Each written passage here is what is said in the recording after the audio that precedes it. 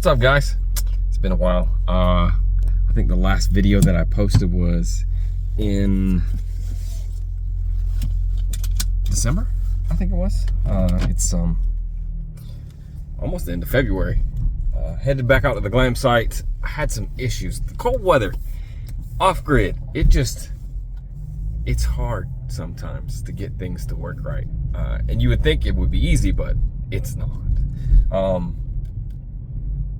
At this point, I'm beginning to think that it's not any cheaper to live or have something off-grid than it is to be on the grid. But, you know, I don't have to pay a monthly power bill or water bill. Speaking of water, that's why I'm going out to the glam site, because this is the second time this has happened.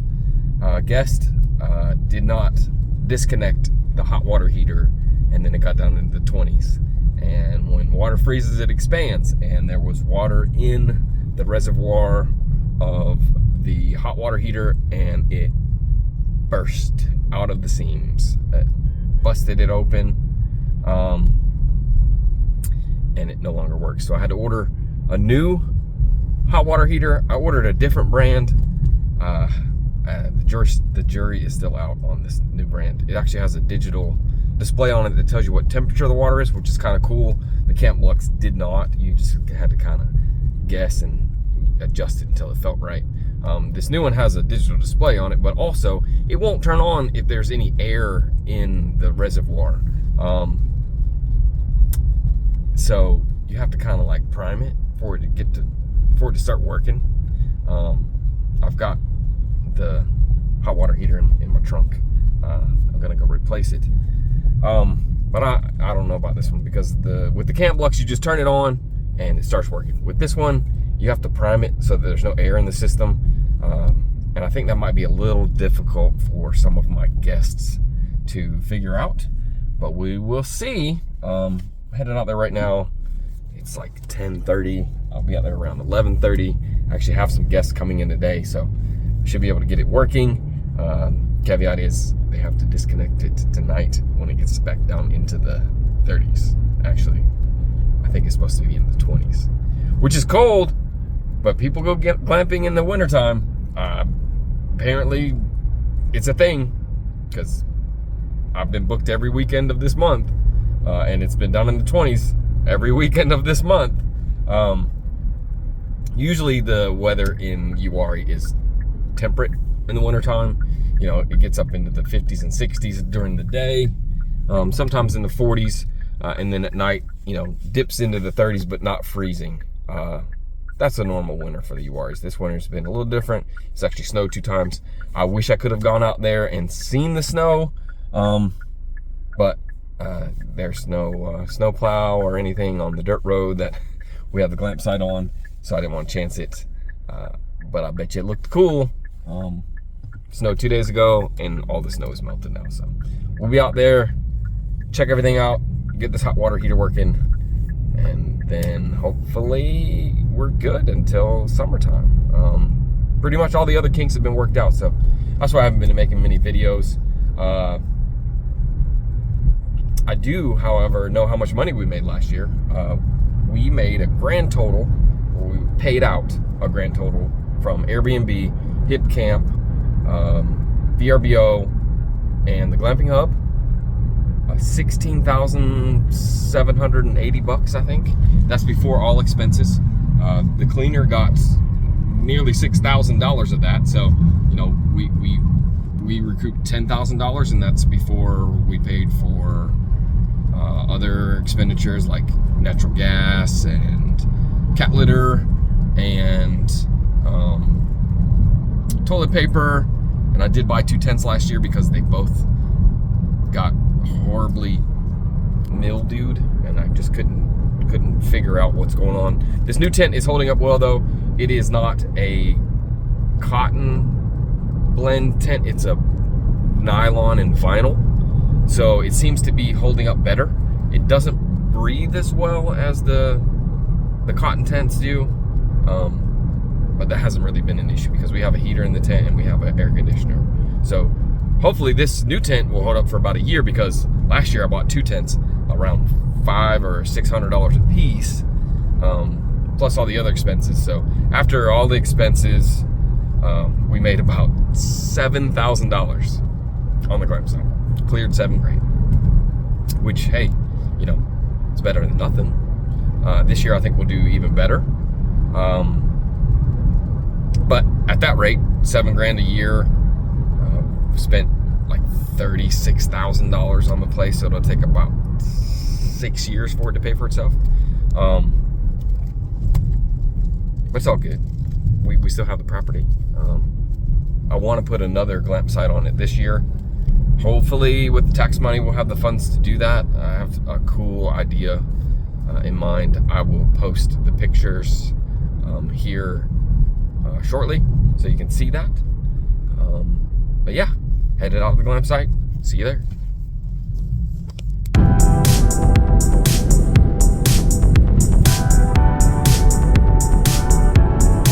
All right, 55 minutes later, and we are in Uwharrie.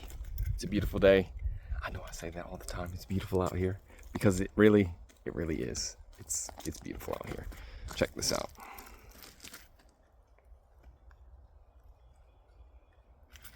In the wintertime, you can see the mountains. There's a mountain there. There's a mountain over there. A mountain over there. We're on top of a mountain. Check out these big boulders over here. I never really showed you guys what's across the street, but let's just go ahead and walk over there.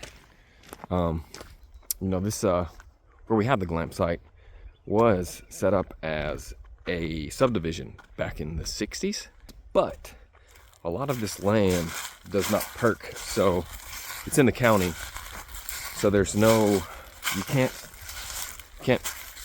make a septic tank because the too rocky. The soil doesn't absorb the moisture, the water, for septic tank. So a lot of these lots did not sell, or they're just not buildable for a traditional house. So you have to do like a hybrid septic, or you just can't build on it. That's why we have the off-grid up here. But I do have some neighbors that are here on the lots that do perk. But check out these rocks. Look at that thing, is huge. This is like the very top of the mountain right here. There's these big rocks right here. There's like a 14-foot cliff on the other side of that. But I just thought it was cool. And then across the street is our glamp site. All right, so I've got this this new Vivo home. It was a Camp Lux, but this has a digital readout, and it has a winter and a summer setting, if that makes a difference even. But I also noticed that my little 12-volt pump here, the gasket's busted and it leaks. So I ordered another one from Walmart.com. So I'm gonna switch this out. We got 2 batteries here. They're both charged. I charged both of them before I brought them out here. You can hear the thing working. You can see it, but it still leaks. I'm gonna replace this, and then we'll see if we can get this working.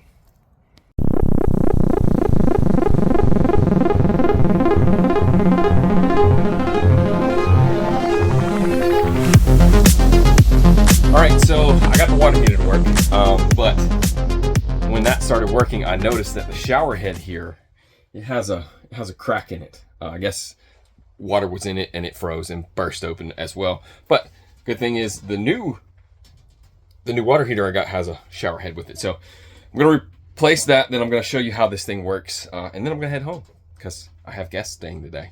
They're staying for 3 nights actually. It's gonna be cold. Hopefully they disconnect the shower. I'm gonna send them specific directions and a video on how to do it, so this doesn't happen again. All right, I got it all hooked back up. Let's go through how to use this shower. First, you want to make sure that you turn this water line on, which is this way. That's on. The other way's off. I got the quick disconnect hooked up. And you want to turn your gas valve on. you want to make sure that this line is hooked up. And then my switch is not working right now, so we're just going to do a manual start. So we'll take this, hook it up here. All right, so that gets the water flowing. We'll turn this on. It is on now, so water's flowing. And this valve right here you want to turn on. So that gets you going. You can hear the flames going in here. There's hot air coming out. And the water's getting hotter. And you just control your temperature like this. Alright? Then when you're done, you want to turn this off. You'll turn this valve off. You'll turn your gas off. You'll turn the power off by disconnecting that. And then you want to disconnect this quick connect. Let water drain out of there. Then you want to disconnect the shower line right here. And then there's one more thing. There's a little valve right here that you want to disconnect. Well, you want to unscrew it.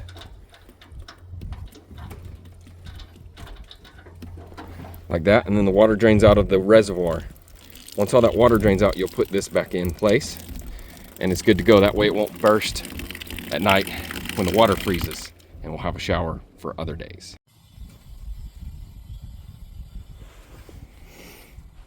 Getting these tanks filled up. I've got 3 more, and then we'll head out of here. But look at that view. Look at that view. Look at that view. There's a tree stump right there. Looks kind of like a pirate with a beard. At least to me anyway. But thanks for watching, guys. Hope you liked it. Adventures in glamping, or owning a glamping site rather. So yeah, we've made about $13,000 off this place in the last 2 years after expenses and everything. So it'll pay for itself in another couple 3 years. I do have plans of putting a glamp site down there in the corner of the lot, in the far corner over there, where it slopes down. That is actually pretty far from here. And elevate it so it's up above the tree line right there, so you can see the reservoir. But we'll see how that pans out this year. Like I said, thanks for watching. Subscribe, hit the like, and the notification bell. I don't upload as much as I used to, but come spring here, we'll try to get some more stuff for you. Thanks, guys.